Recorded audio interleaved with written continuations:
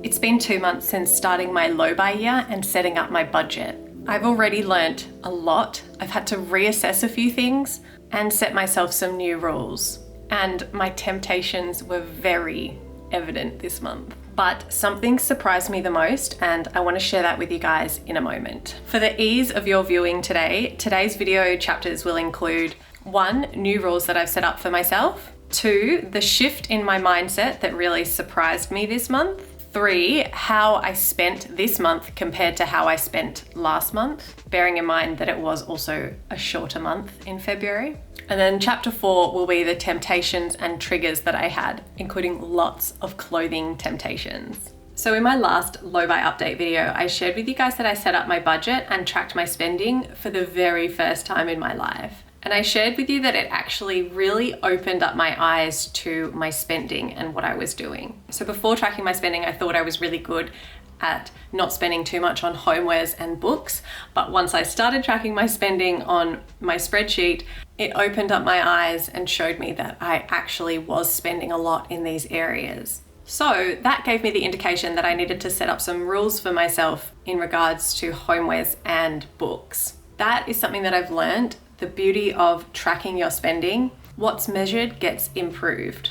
So one of my new rules is that I can't buy any new books until I read the ones that I currently have. And then once I've read them, I'm allowed to buy 2 or 3 books this year only if the library doesn't have them and they're new and I'm like dying to read them. Otherwise, I am now officially a library member. So thank you everyone who suggested getting a library card in my last video. I don't know why I never thought about the library beforehand, but I take my son to the library all the time for reading time and we read the books there, but I've never actually physically been a member and taken the books home. Nate and I got a membership on Monday and he loved the experience of going to the library and actually being able to choose the books that he wanted to take home. So that's going to be amazing for me and for him.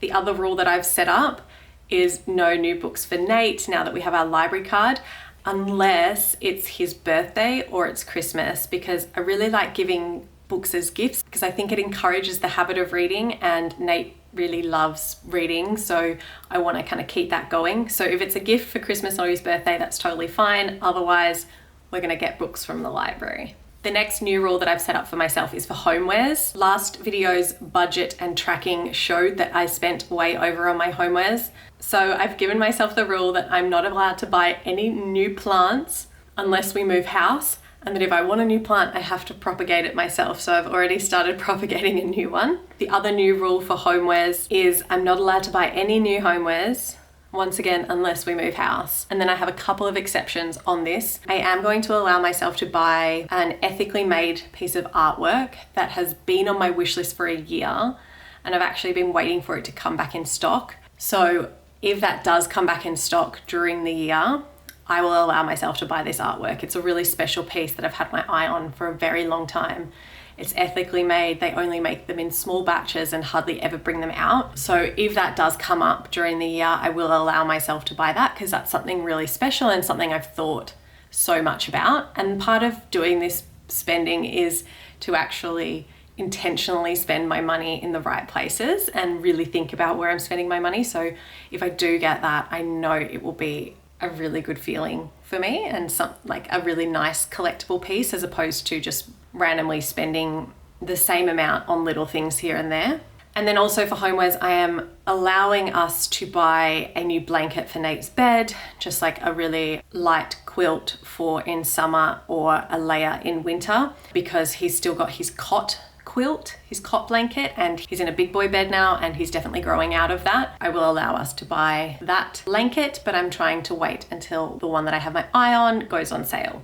Okay, chapter number 2, let's talk about the mindset shift that really surprised me this month. This is quite significant because it's a complete shift in my mindset that has come about from tracking my spending. So January was my very first month of tracking my spending. And then at the end of January, I was able to see for the first time where all my money has actually gone. And what I noticed in February, this past month, is that every time I went to spend money, I was reminded in my head that I had to track it on my spreadsheet. and put it through my budget. And that tiny reminder, that tiny moment of friction between me tapping my card or deciding that I was going to buy a coffee when I was out, or deciding I was going to buy something extra at the grocery store because I was hungry, that tiny moment and that tiny reminder in my head made me pull back and made me stop spending and made me spend less. So I was totally not expecting this feeling to come up so often during the month, but it came up all the time. What tracking my spending has done has now made me think twice about when I spend my money. And for me, I'm at the point where all these little tiny things that I'm spending money on really are adding up. So I do have to be really careful because I have been spending more than I've been earning. So I do have to find all the tiny little places where I can save money. Other things that came up is I would make my coffee at home and then put it in a keep cup and take that out with me as opposed to buying one out. I would also pack myself lunch when I was going out with my son. So I'd usually pack him lunch and then buy myself lunch out, but instead I would pack us both lunch. If I was making him a peanut butter sandwich, I would make myself a peanut butter sandwich, and that would help me get me through the day.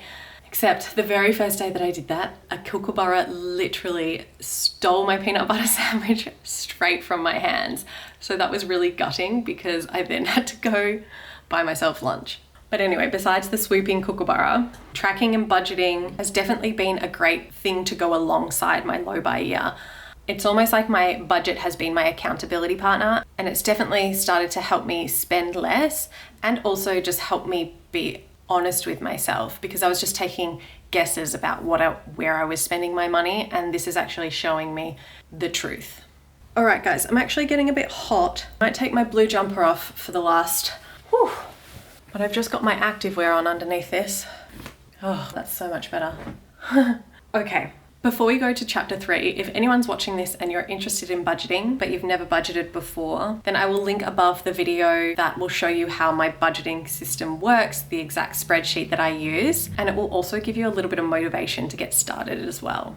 A lot of you guys that watch that video have already purchased that budget spreadsheet that I shared, and I'd just love to know if you're using it and how you're getting on with it. So if you are, please let me know in the comments of this video so we can chat about it. And if you have any questions or if you're finding it easy or hard to use, let me know. And also go down there and read other people's comments if other people are using the spreadsheet as well, and we can all help encourage each other and chat about it, because I think a little bit of friendly accountability and encouragement from people doing the same thing can be really helpful. Okay, so let's go to chapter 3 and quickly talk about how I spent last month in comparison to how I spent this month. February was obviously a shorter month than January, so I did spend less, but I also did earn less. So I have quite a fluctuating income, so I earned a lot less than I thought I was going to earn this month, which was quite crap.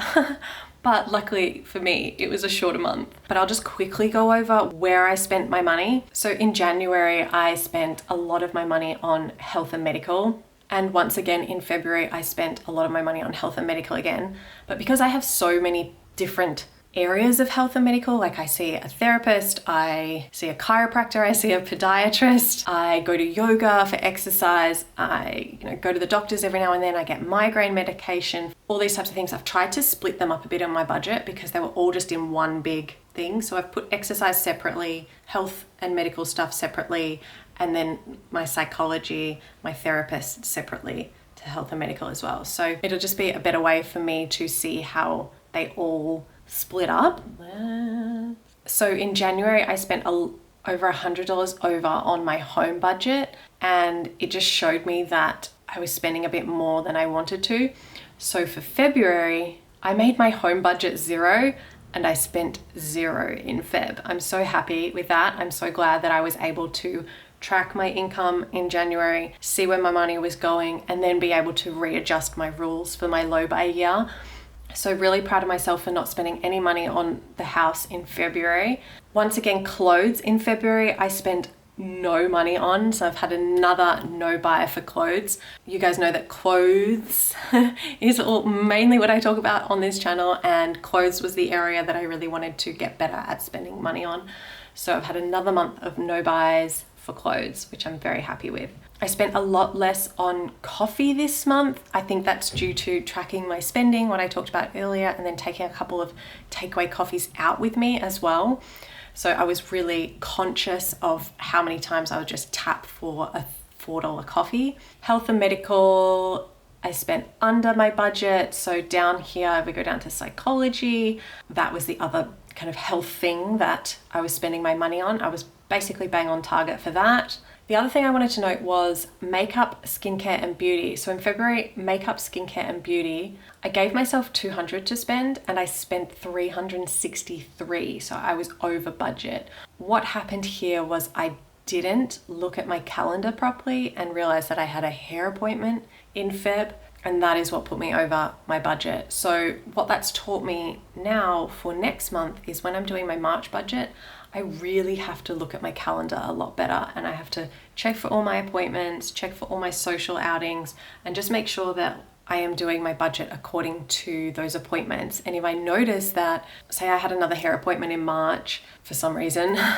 when I'm going through my calendar, I could say, you know what, I don't have the money for it this month, and I'm going to message my hairdresser and see if we can move that appointment to April instead, so that I can spend it in a different month's budget. So being able to see it all like this has just been so helpful. I was seeing my chiropractor every 3 weeks, which was really, really good and has helped me a lot, but it was just costing me too much money. So what I've done now is I've said, I can see my chiropractor once a month. So I just cannot tell you how helpful all of this has been so far. Remember what I said, what's measured can get improved. And that is just so true. Once you start doing this, you'll just be able to change things and life will become so much easier. Okay, so I think we're up to chapter 4. So let's talk about my clothing temptations and the triggers for them this month. I found that I was often putting things into my cart and then abandoning the cart, which is actually really good because every time I got to the cart section, I was reminded of what I'm doing this year with my low buy. I was reminded of my tracking and my budgeting, and that really helped me to pull away from the sale. So I want to talk about 3 different areas that I was tempted to buy clothes this month because they're all really different areas. So the first area that I was tempted to buy was actually a pair of shoes that I've had on my wish list for a while, went on sale, and I got the email about them going on sale. And I was so close to buying them. Like I was popping the right size into the cart when I had a moment of clarity and I was like, I know I've wanted these for a long time. I know they're on my wish list. I know they're on sale and I could save $50 by buying them right now. However, I could probably live without them. I am tracking my spending. I am about to have surgery, which is way more important than shoes. And when I look at my budget, I can see that I just can't afford them this month. Even if I'm saving money, I just can't afford them this month. And that helped me to pull away from buying them. Will I get them at a later stage? Maybe. But only if I'm in the right position to do so. And that's just huge for me because previous me would have just been like, I'm saving $50. They're on sale. They've been on my wish list. Tick, tick, tick, tick, tick, justified.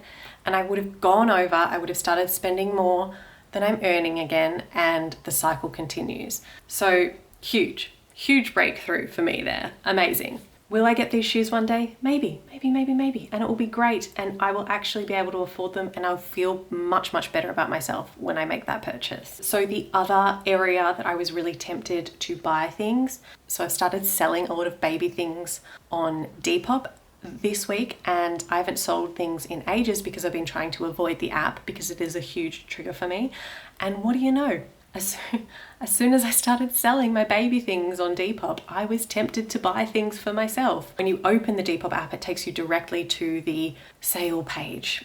That's what it opens to. So it's easy to just start scrolling through things that you like to buy. So I was tempted quite a lot by a lot of things, but to be honest, it was an easier step back. I really do want to continue my no buy for clothes streak going through to March, so it was a lot easier to step away from the Depop sales as usual, but I was still tempted. Another place that I was tempted was actually in person. So every week I do our weekly grocery shop at Aldi on a Sunday, and I have to walk past my favorite favourite secondhand clothing shop when I walk into Aldi from the car park.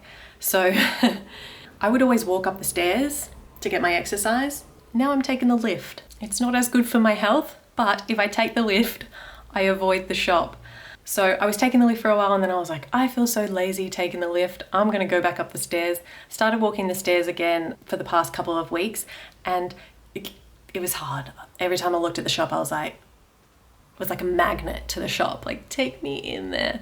But I didn't go in because I know every time I've stepped into that shop, I've walked out with something, and I just didn't want to be put in that situation. So it's been a matter of just like not stepping in the store. And yeah, that's been painful, but I think it's getting easier. And I think as I go on with all of this work that I'm doing, making those decisions are actually easier, because I think once you start working on your finances and seeing your savings start to grow and getting that feeling of being way more in control of your money, oh, it's such a good feeling. That then helps to build momentum, and then all of your spending decisions just become so much easier because you're riding that momentum. So yeah, I'm feeling really good going into March. I have filmed this one day early because I am having surgery in a few days' time. So I'll be out of action for the beginning of March, but I still have videos coming out, and I will make sure I will catch you guys in the comments of them when I'm fully recovered. So thank you so much for watching today. I hope you enjoyed it, and I'll see you in the next low buy update. Bye.